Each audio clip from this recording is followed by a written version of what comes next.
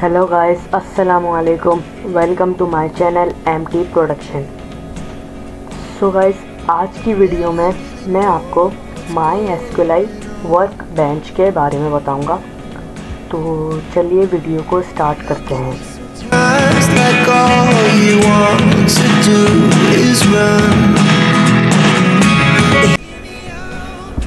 तो इस कंटेंट को स्टार्ट करने से पहले हमें बेसिक चीज़ें जो है वो मालूम होनी चाहिए। फॉर एग्जांपल कि माइस्क्यूएल वर्क बेंच में बेसिक चीज़ होती है, वो होता है डेटा हो गया, डेटाबेस और RDMS। चलिए देखते हैं ये तीनों बेसिकली है क्या। भाई डेटा तो आप लोगों को पता है। भाई डेटा किसे बोलते हैं कि भाई क्वांटिटीज़ हो गई, कैरेक्टर्स, क्वांटिटीज़। मतलब फॉर एग्जांपल के एक क्लास में कितने बच्चे हैं, अब उनके बारे में जो जो रिमार्क्स होंगे, जो जो पूरी रिपोर्ट तैयार होंगी, वो बेसिकली डेटा की शक्ल में हमारे पास आएंगी ना। तो भाई मिसाल के तौर पे कि अली है, अली के रिमार्क्स हो गए, अली के परसेंटेज हो गए, अली का बिहेवियर हो गया क्लास का। तो ये बेसिकली क्या है, अली का एक डेटा है। तो बेसिकली ये होता है डेटा। और बात करूँ मैं डेटाबेस की, तो भाई कलेक्शन ऑफ डेटा, ठीक है ना। कलेक्शन ऑफ डेटा जो होता है वो हमारे पास डेटाबेस कहलाता है बेसिकली, ठीक है ना। अब मैं यहाँ पे डेटा के अंदर खाली अली की बात कर रहा था, यानी कि अली क्लास 1 का स्टूडेंट है। तो ये बेसिकली हमारे पास डेटा है।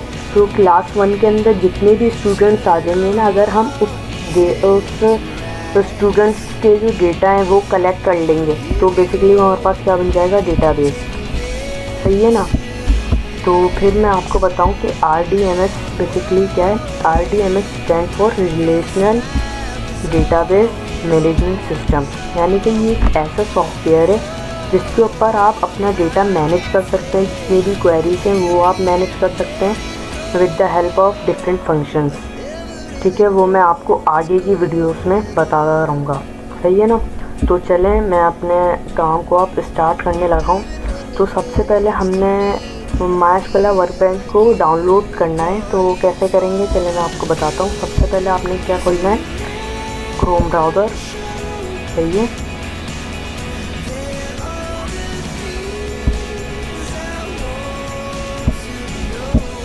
क्रोम ब्राउज़र ओपन करने के बाद यहाँ पे लिखना है सिंपल माई एसक्यूएल डाउनलोड। आपके सामने लिख के देता हूँ मैं करूँगा तो आ जाएगा माई एसक्यूएल डाउनलोड, ठीक है ना। तो यहाँ पे जाना है माई एसक्यूएल डाउनलोड, सही है। अब इसके बाद आपने क्या करना है, यहाँ पे आ जाना है, स्क्रॉल डाउन करके यहाँ पे लिखना, यहाँ पे लिखा हुआ होगा my SQL community GPL download. तो आप इस पर क्लिक कर देंगे, सही है। इस पर क्लिक करने के बाद यहाँ पे आएगा आपके पास क्या, माई एसक्यूएल वर्क बेंच के नाम से एक नाम होगा। तो क्लिक करेंगे तो सिंपली यहाँ पे आके ना आप डाउनलोड कर देंगे। तो मेरे पास ऑलरेडी पहले से डाउनलोड था, तो मैं आपको बताता हूँ आप इसके ऊपर काम कैसे करेंगे, सही है। तो यहाँ पे आ जाएंगे। जब ये डाउनलोड हो जाएगा तो आप यहाँ पे सर्च बार में जाएंगे, यहाँ पे लिखेंगे माई। और इसको स्टार्ट करने से पहले मैं आपको एक और ख़ास बात बताने लगा हूँ कि भाई आपने क्या करना है, XAMPP भी डाउनलोड करना है। XAMPP कंट्रोल पैनल होता है जो पूरे डेटाबेस को कंट्रोल कर रहा होता है, यानी कि बेसिकली ये सर्वर के रहता है डेटाबेस का। तो ये इसको ओपन करेंगे,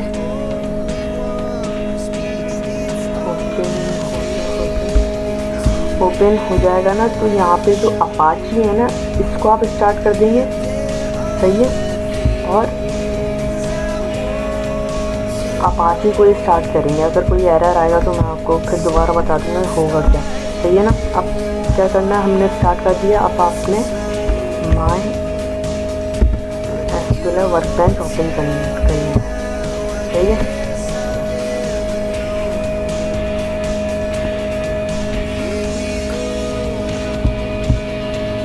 तो जब ये ओपन हो जाएगा तो उसका इंटरफेस डिस्प्ले इस तरीके से दिखेगा, सही है ना।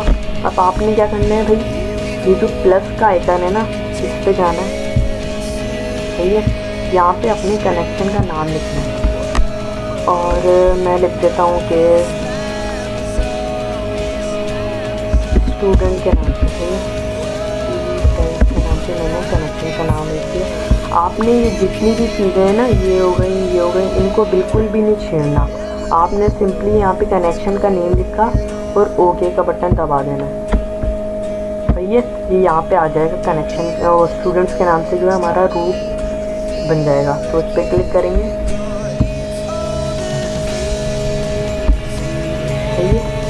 तो बेसिकली देखें हमारा जो है ये इंटरफेस बेसिकली इस तरीके से शो होगा, सही है। तो यहाँ पे मैं आपको रिफ्रेश करूँगा,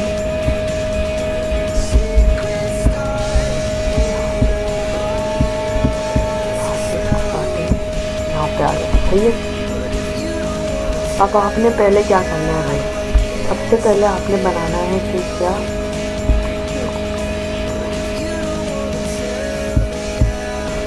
इसके अंदर एक प्रॉब्लम है, देखता हूँ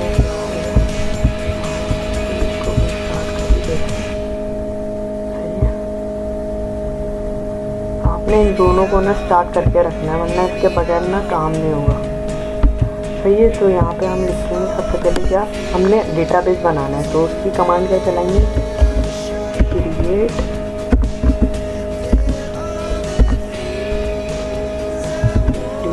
डेटाबेस और डेटाबेस का नाम। तो डेटाबेस का नाम क्या रखूँगा मैं, अली रख देता हूँ, सही है। तो अब आप क्या करेंगे, कंट्रोल एंटर करते हैं। ओ अभी रुके, यहाँ पे क्या मसला आ रहा है भाई,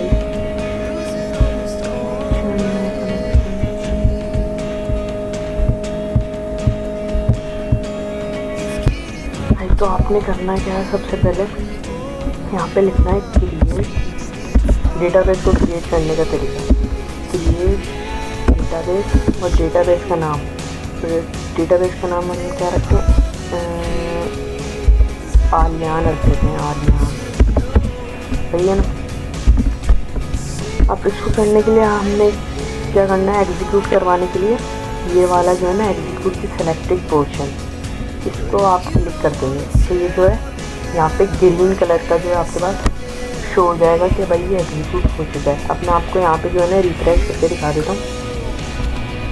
तो ये रिफ्रेश करेंगे ना, तो ये देखें यहाँ पे ना आलियान नाम लिखा हुआ आ जाएगा, सही है ना। ये हमारा क्या है, डेटाबेस का नाम।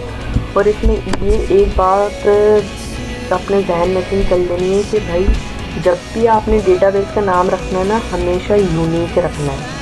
आप एक डेटाबेस को बार बार यूज़ नहीं कर सकते, डेटाबेस का नाम बार बार इस्तेमाल नहीं कर सकते, एरर आ जाता है, सही है।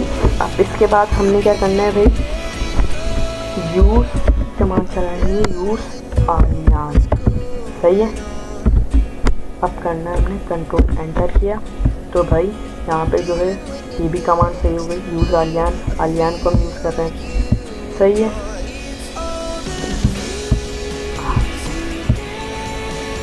अब क्या बनाएंगे हम, डेटाबेस का एक टेबल बनाएंगे, MySQL वर्कबेंच में, जिससे मैं आपको एक समझ लें स्टूडेंट की डिटेल्स का टेबल बनाना सिखाऊंगा, सही है। तो आपने क्या करना है, सबसे पहले क्रिएट टेबल, सही है, और टेबल का नाम, टेबल का नाम क्या रखेंगे भाई आप, डिटेल्स रख देते हैं, सही है। कंट्रोल एंटर, ओ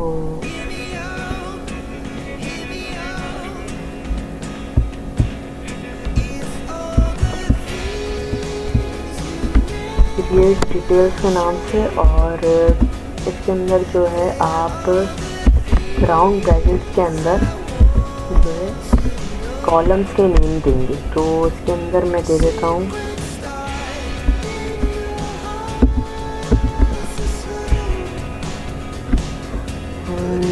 आईडी, सही है। और आईडी क्या है भाई, हमारे पास इंटीजर है, और इंटीजर देता हूँ, ठीक है ना। और इसके बाद लगाएंगे कॉमा, फिर आएगा नेम, फिर इसकी मैं डेटा टाइप दे देता हूँ var, और इसकी लेंथ दे देता हूँ 30, सही है। फिर कॉमा आएगा, फिर एज आ जाएगी, आपको क्या बोला करे एज, इसकी भी मैं देता हूँ इंटीजर, सही है, इंटीजर हो गई। फिर बेसिकली छोटा सा टेबल जो है ये बना के दिखा देता हूँ, तो इसको कर देंगे हम, सही है। और कंट्रोल एंटर, तो हमारा बेसिकली जो टेबल बन के रेडी हो चुका है, मैं आपको दिखा देता हूँ।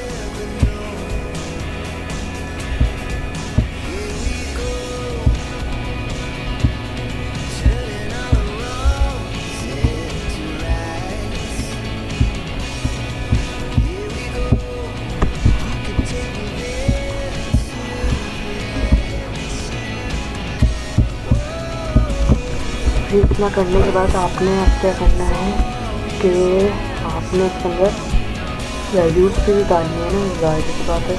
तो यहाँ पे हम लिखेंगे क्या वैल्यू, ठीक है। इसको कर देंगे हम अपने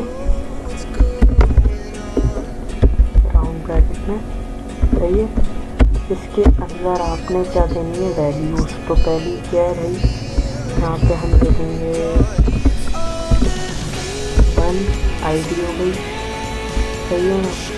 फिर नेम आ जाएगा, मैं देता हूँ अभी, और ये क्या है भाई, ये है 12 साल, सही है। और अब क्या करेंगे, तो ये जो है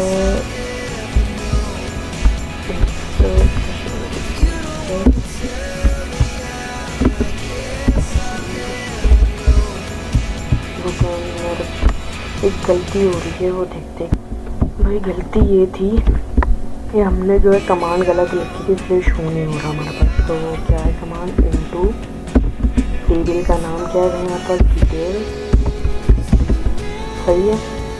डिटेल्स के बाद जो है आपने क्या करना है, डिटेल्स के बाद आपने, बल्कि डिटेल्स का जो है वो आपने राउंड ब्रैकेट करना देना, तो करना चाहिए हम डिटेल, सही है। और यहाँ पे आ जाइए आपकी क्या वैल्यू, सही है, वैल्यूज आ गई आपकी। और वैल्यूज के बाद आपने क्या करना है,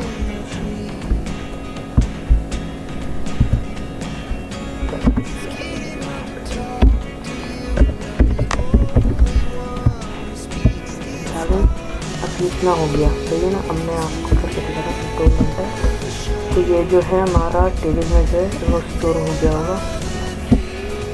ये शो क्यों नहीं हो रहा भाई, नहीं क्या मिस्टेक निकली है, अभी तक शो नहीं हो रहा है।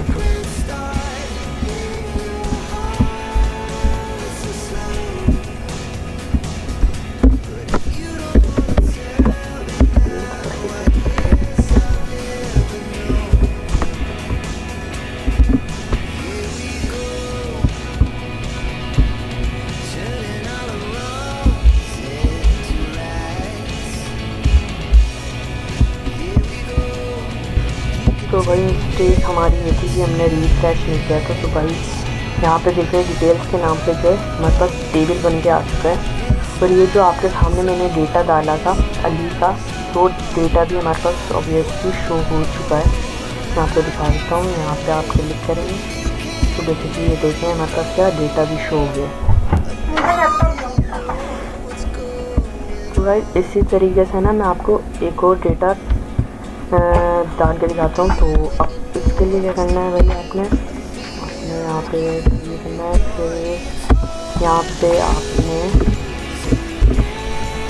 2 डाल देना है, सही है। यहाँ पे आ जाएगा आपका तो बोला करे,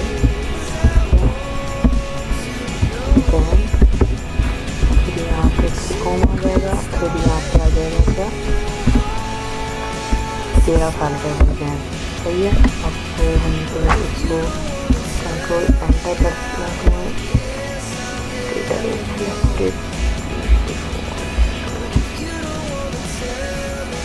हमारे पास अब क्या मसला है भाई? No database selected, select default database to use. Database क्या है हमारा? यहाँ ठीक है ना, देखते हैं शायद से भी नहीं होगा। Column count does not match, क्या मसला आ गया है?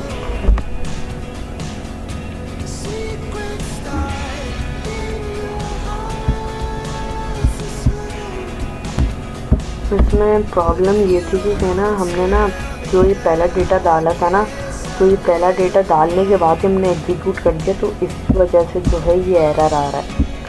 तो अब तक के लिए गाइस इतना ही, मिलता हूँ अपने आपको नेक्स्ट वीडियो में नए कंटेंट के साथ। इसको मैं आगे लेके चलूँगा। ये ना, ये आज पहला मैंने जो है मैथ क्लास वर्क बेंच का पहला लेक्चर दिया है, तो थोड़े से मसले हैं। अब इंशाल्लाह नेक्स्ट वीडियो में कोई मसला नहीं आएगा। तो अब तक के लिए अपना ख्याल रखें। अल्लाह हाफ़िज़, मिलता हूँ अपने नेक्स्ट वीडियो में।